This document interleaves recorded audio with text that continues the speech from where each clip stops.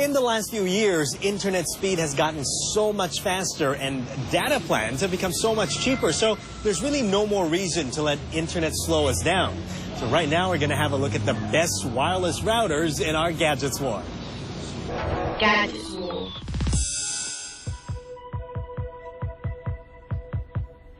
For this test, we decided to narrow it down to 3 popular router brands: Linksys, Dlink, and NETGEAR. Each of them putting their latest model of N-series routers to the challenge. This test will focus on ease of use, stability, and signal strength of the routers. We will be testing these wireless routers using factory settings. First off, we tested the Linksys WRT160NL wireless router. Powered by Linux, the key features include its changeable external antennas and also a USB port for storage of files. Setting up the hardware is easy because it comes with a very simple to understand user instruction. And setting up a secured wireless network is also relatively straightforward due to its simple web interface.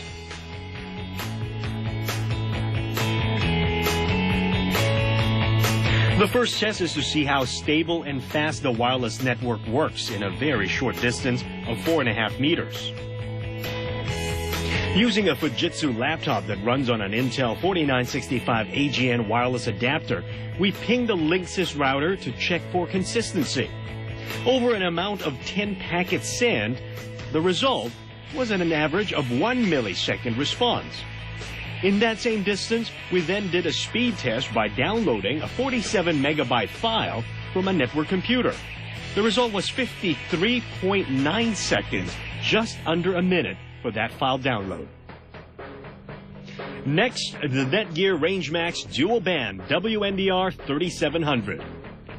This wireless router also comes with a USB port for external storage, and all you need to do is type in /ReadyShare, and you can access your external storage from any computer connected to this network. The dual band function of this wireless router offers 2 signals, one being a standard 2.4 gigahertz signal and the other being a 5 gigahertz signal, which sadly doesn't provide better signal when connected to our laptop. The web interface, though, seems slightly friendlier than that of Linksys. The ping result for the 4.2 gigahertz signal was similar to that of Linksys, but it seems to be a little bit slower when it comes to file transfer. The download speed was 57.4 seconds for a 47 megabyte file. Last, we have the sexy-looking Dlink DIR-685 wireless router, which is more than a router. It offers features like 2 USB ports for external storage, a 2.5 hard disk slot, and a tiny 3.1-inch LCD, where you can stream Facebook photos, news, and many more through a Frame Channel website. Web interface for this router seems a bit complicated, but hopefully it will work as well as it looks. At a range of 4.5 meters, the average latency of the connection is 1 millisecond, and the speed of download is at 45.7 seconds. Now, this good looker does live up to expectations. This time, we'll up the ante. We are going to pull the distance out to 12 meters with pillars and walls as barriers. We will see how these routers fare. We start off with the Linksys WRT160NL, and hopefully the dual antenna will give a boost to its signal strength. Ping result is in 5 milliseconds at maximum drop rate of 64 milliseconds, and transfer speed of the same 64 megabyte file is at 2 minutes and 51 seconds. That is almost 3 times slower compared to its earlier test. Now the NETGEAR dual band was the slowest in the 4.5 meter test, so let's see how it will fare when we turn up the heat. At 12 meters, the NETGEAR wireless router got a ping of 8 milliseconds, but the transfer speed of 46 megabyte is at an impressive 1 minute and 56 seconds. NETGEAR shifting to a higher gear and is now leading the pack. Now the big question is, will the Dlink DIR-685 overtake NETGEAR and take top spot, or will it be able to even kick Linksys off the runner-up spot? First off, the ping test, 54 milliseconds, and things are looking good for the good-looking. Now for the crucial moment and the speed test of Dlink. It is, it is still going, but we give up. Long distance may not just be an event the DIR-685 is comfortable with. So our Gadgets War winner is, the drum roll please, the NETGEAR dual band WNDR-3700, although my heart really tells me to go on with the good looker. It can get really frustrating when you can't detect Wi-Fi in certain places, but we did find a way to turn your laptop into a wireless router, and we're going to teach you how to do it right now. DIY it. Turn your laptop into a makeshift hotspot.